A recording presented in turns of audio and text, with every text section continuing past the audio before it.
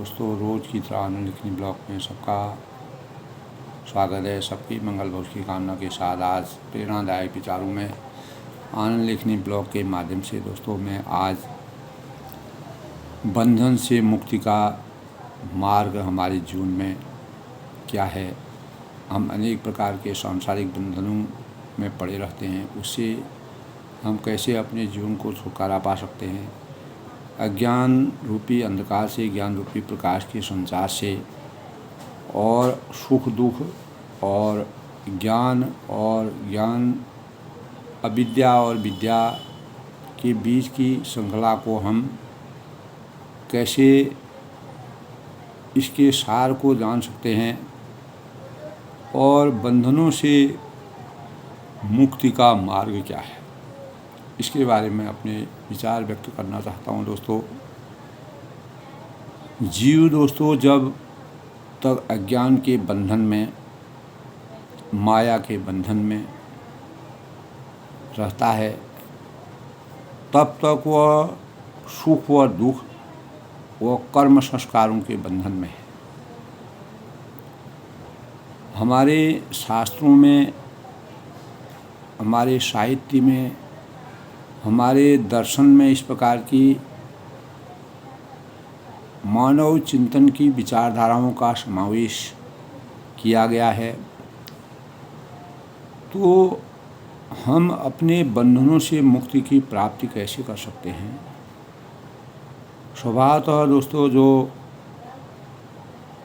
सन्यासी जीवन में अपना संन्यास जीवन में यापन करते हैं और उसी के परिप्रेक्ष्य में जो गृहस्थ जीवन में रह करके भी वह बंधनों से मुक्ति के मार्ग को अपनाकर अपने जीवन को चरितार्थ करने में कैसे सक्षम होता है, ये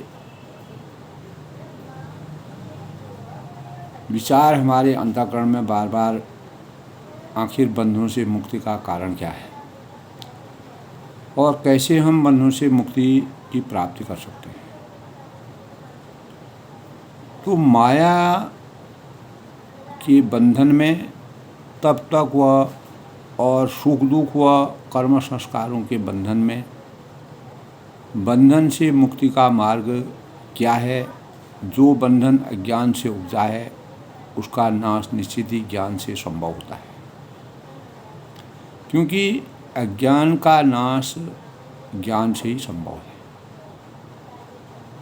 अज्ञान में मानव या कोई भी प्राणी किसी प्रकार की गलत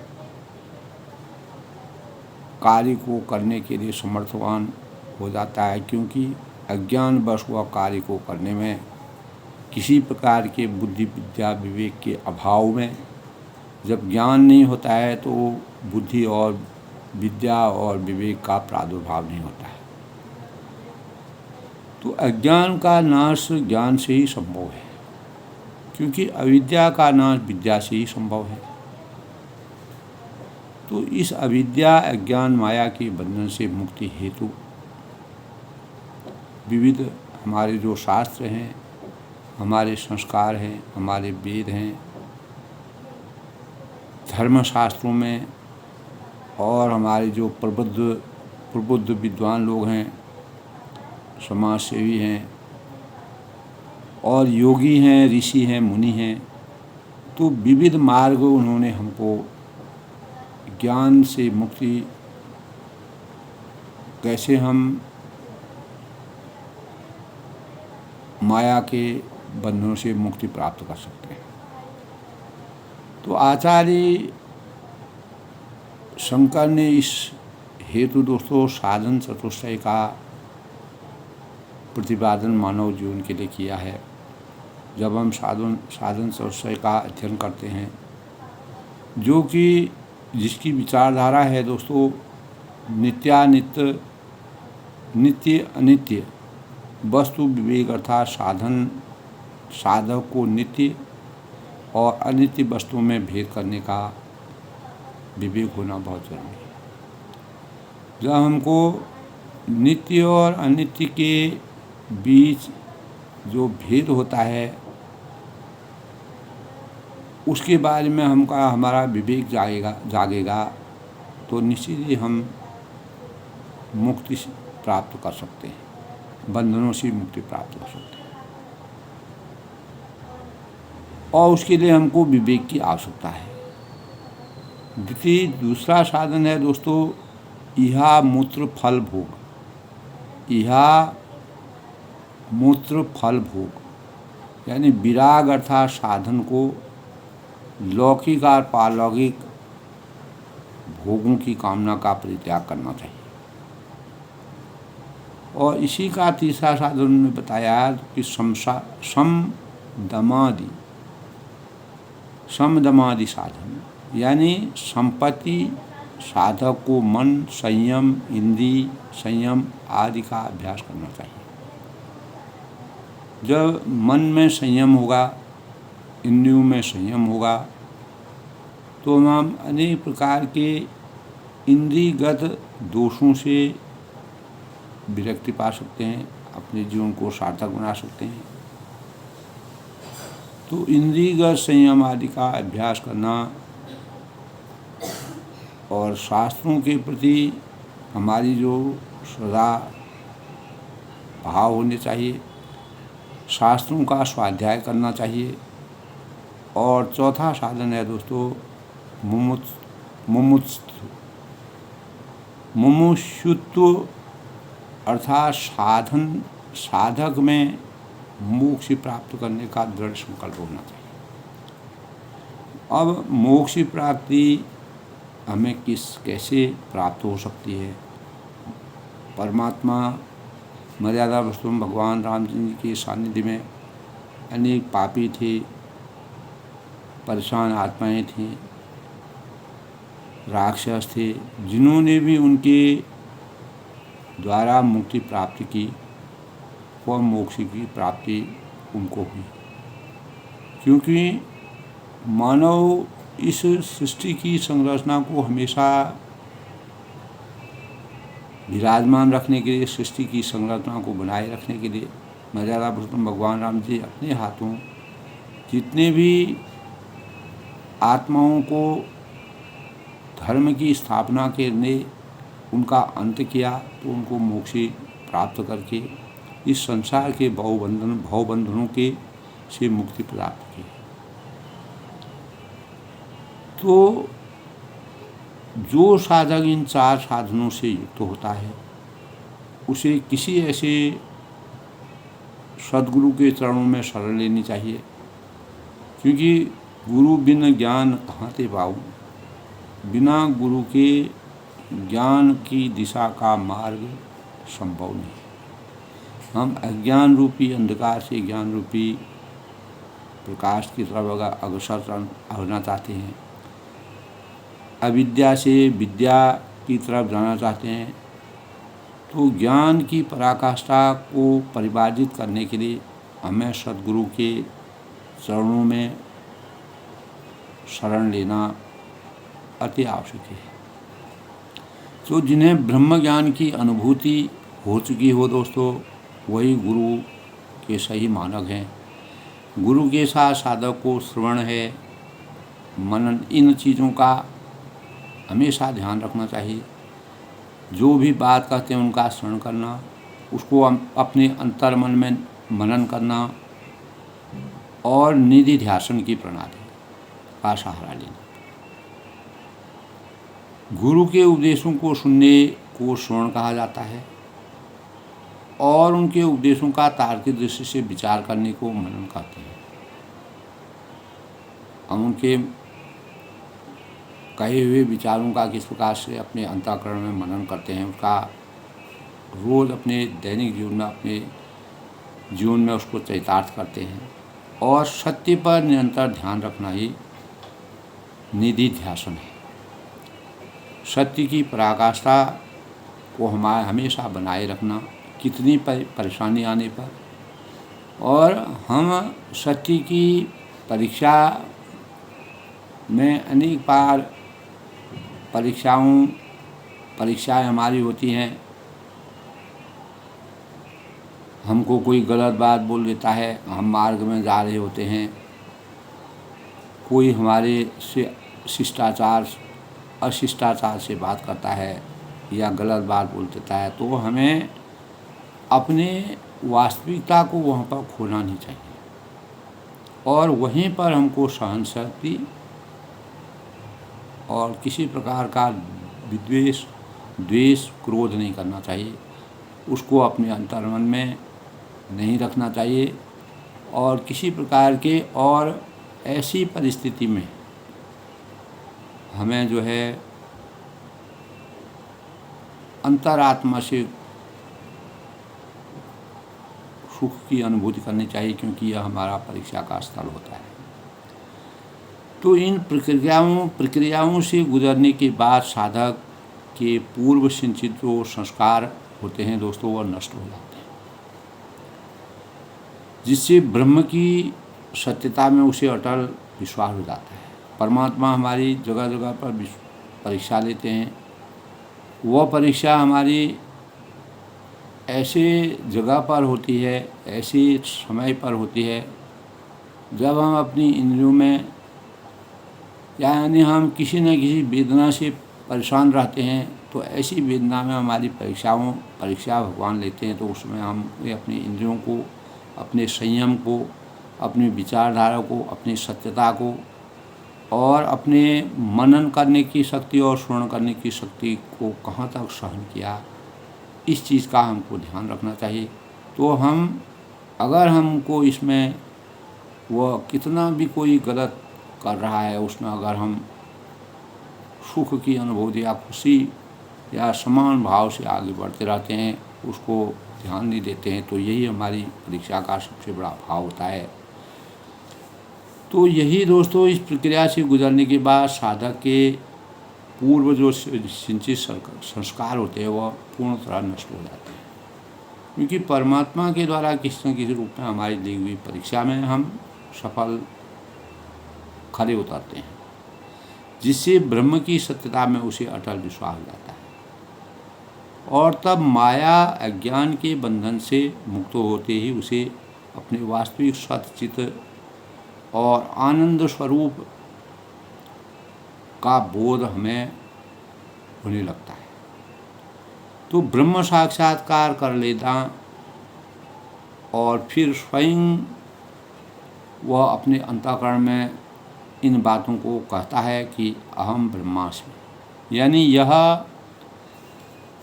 यानी यह अंतर्ध्वनि उसके चित्त में अनुरत गूंजने लगती है। तो फिर वह पल पल ब्रह्म अनुभूति करता हुआ ब्रह्मानंद में ही मस्त और अलमस्त रहता है। तो इसी अनुक्रम में दोस्तों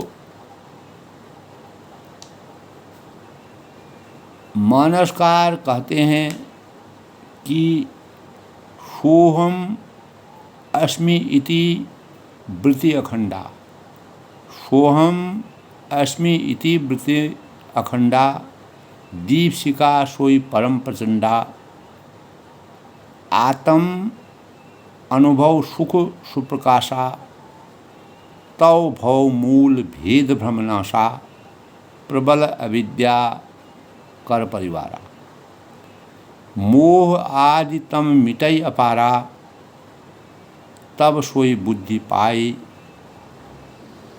उजियारा, उर ग्रह बैठी ग्रंथि निर्वाया, उर ग्रह बैठी ग्रंथि निर्वाया।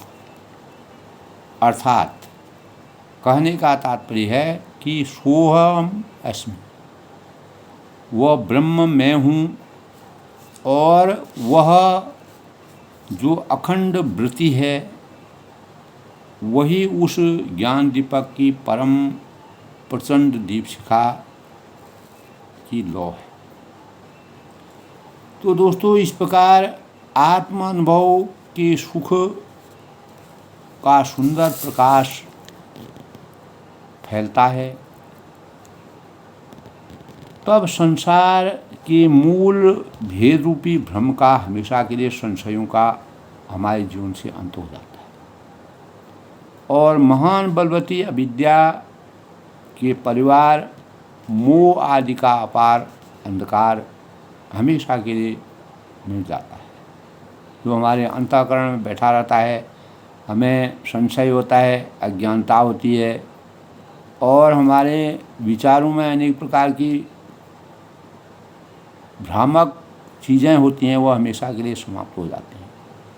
तब वही विज्ञान रूपिणी बुद्धि आत्म अनुभवकारी जो प्रकाश को पाकर हृदय रूपी घर में बैठकर उस जड़ चेतन की गांठ को खोलती है, अज्ञानता की, अज्ञान रूपी अंधकार की गांठ को खोल करके हमारे चिंतन में स्वतंत्रता का एहसास कराती हैं। वही दोस्तों हमारी आत्म अनुभूति के सुख का और सुंदर प्रकाश का सबसे बड़ा स्वरूप है।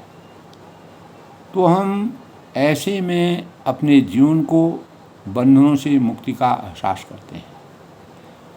तो जिस प्रकार दोस्तों छोटे से बीज में एक विशाल वृक्ष की कल्पना हम करते हैं और विशाल वृक्ष उस बीज के अंदर समाया हुआ है, वह छोटा सा बीज ही एक विशाल बड़ वृक्ष को धारण करके किए रहता है। उसकी क्षमता इतनी अपार होती है, बस उसको छोटे से बीज को विराट वृक्ष तभी प्रकट होता है जब उस बीज को अनुकूल ज़मीन मिले, भूमि में वह सही ढंग से बोया जाए और उसका सही ढंग से उसके लिए वैसी संरचना बनाई दी जाए, अनुकूल वातावरण बनाया जाए, अनुकूल जलवायु बनाया जाए।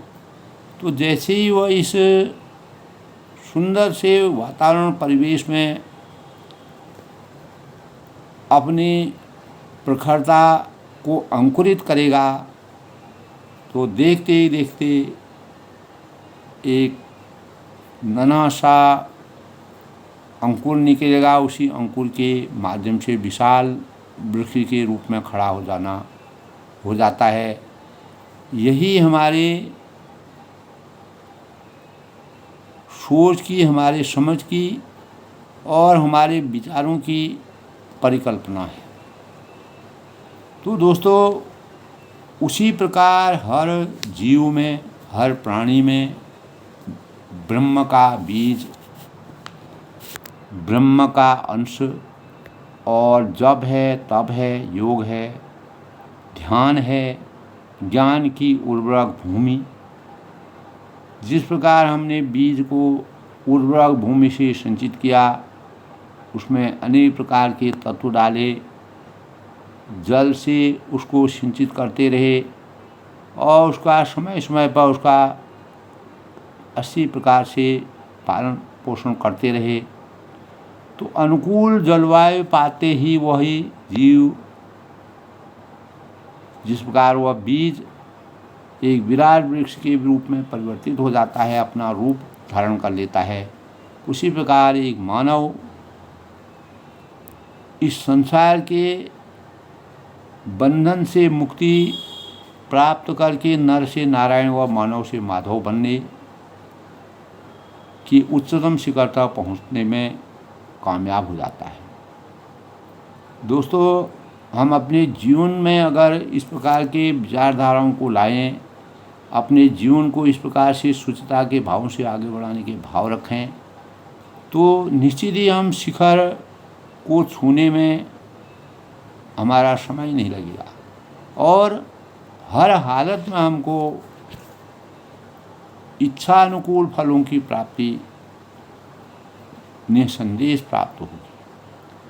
तो ब्रह्म को पाकर ही जीव को ब्रह्म की आनंदी की अनुभूति होती है, क्योंकि ब्रह्म को वेदों में रसो वे सह कहा है।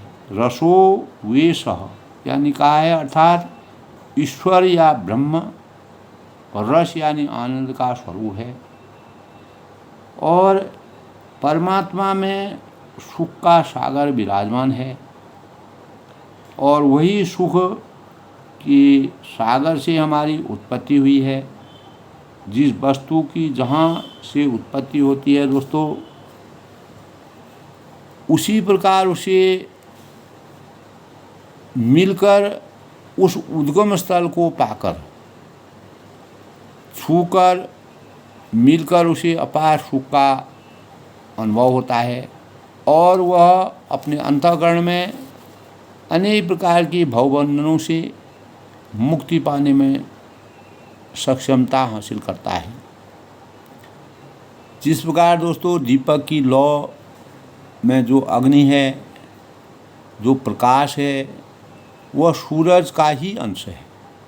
इसीलिए दीपक की लौ हमेशा अपने उद्गम स्थल से मिलने को आतुर व ऊर्ध्वमुखी होती है, क्योंकि उसे ऊपर उठने में, अपने आराध्य की ओर जाते रहने और उठते रहने की आनंद की अनुभूति होती है।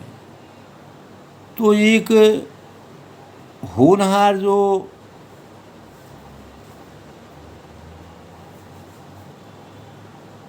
मनुष्य है, युवा है और एक होनहार बालक है, उसका जीवन भी उस दीपक की लौ से हमेशा प्रेरणा लेकर के अपने ऊर्ध्वमुखी स्वभाव और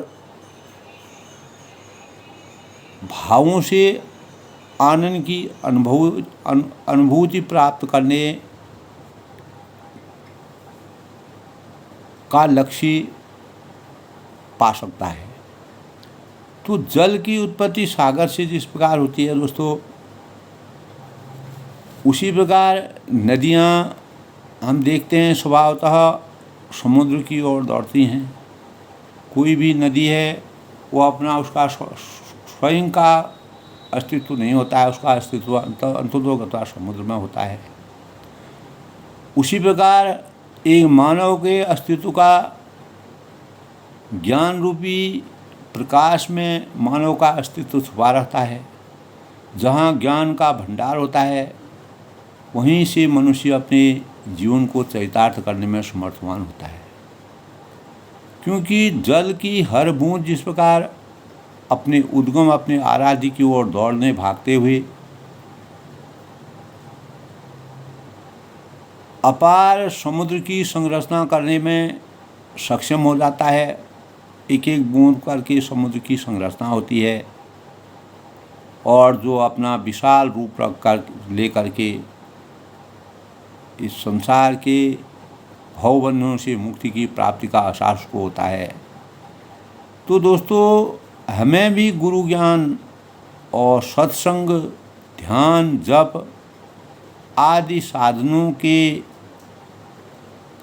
द्वारा अपने आराध्य से, अपने उद्गम स्थल से मिलने की जो आतुरता होती है, जो हमारी आकुल हम रहते हैं, हम व्याकुल रहना चाहते हैं, तो व्याकुलता जो हमारे अंतःकरण में, उसको पाने की जो हमको अभिलाषा होती है और उत्कंठा हमारे अंतःकरण में होती है, तो जीव का ब्रह्म से मिलन निश्चित रूप में संभव है और यही परम आनंद की अनुभूति का सबसे बड़ा स्वरूप है। तो हम सांसारिक बंधनों से अगर मुक्त होना चाहते हैं तो गुरु के ज्ञान से अपने जीवन की शुरुआत करते हुए अविद्या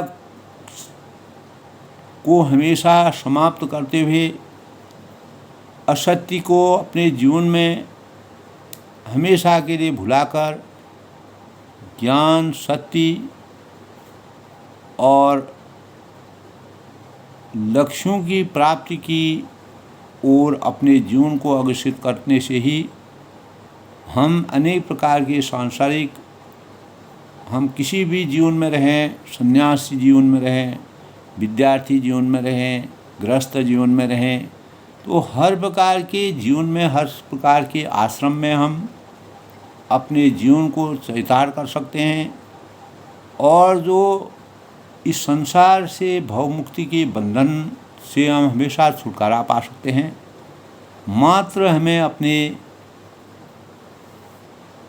सही गुरु के सानिध्य से ज्ञान प्राप्त करके एक बीज जिस प्रकार एक विशाल वृक्ष के रूप में परिवर्तित हो जाता है, विशाल वृक्ष का स्वरूप देता है, वही वृक्ष जब फलता है, फूलता है, अनेक लोग उस वृक्ष की शरण लेते हैं और लोक कल्याणकारी कार्य वही वृक्ष अपने हर प्रत्येक अंग से, फल हैं, फूल हैं, तना है, पत्ते हैं, उसकी हर चीज़ जिस प्रकार हमारे जीवन के लिए उसका एक एक भाग जो है हमारे जीवन के लिए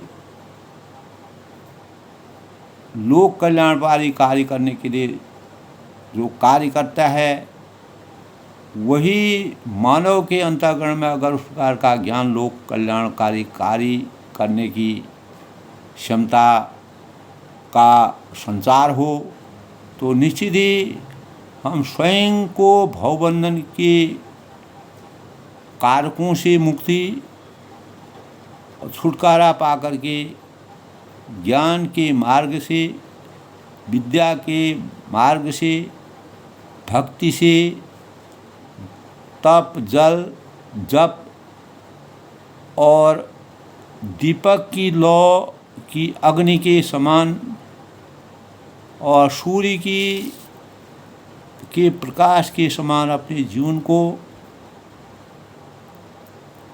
अज्ञान रूपी अंधकार से ज्ञान रूपी प्रकाश में अवतरित करके जो भी हमारे मुक्ति जैसे हम अपने मुक्ति के मार्ग को हम प्रशस्त कर सकते हैं। तो आज के प्रेरणादायक विषय में विचारों के अनुक्रम में दोस्तों गुरु ज्ञान, सत्संग, ध्यान, जब किसी भी साधक के जीवन को और सत्य और कार्य के प्रति समर्पण और लगन और निष्काम भाव से कार्यों की गति को आगे बढ़ाते रहना, कर्म भावों के सृजन के साथ जीवन को परिमार्जित करने से हम अपने जीवन के अनेक प्रकार के जीवन को हमेशा के लिए इस भवबंधन की बंधनों से मुक्ति का रास्ता प्रशस्त कर सकते हैं, अपने मार्ग को उज्जवल बना सकते हैं, अपने जीवन को सफलता की श्रेणी तक ले जाने में कामयाब हो सकते हैं। दोस्तों आज के प्रेरणादायक विचारों में आनंद लेखनी ब्लॉग में सबका अभिनंदन करते हुए अपनी वाणी को विराम देता हूँ। सब लोग प्रसन्न रहें, खुश रहें, सुखी रहें।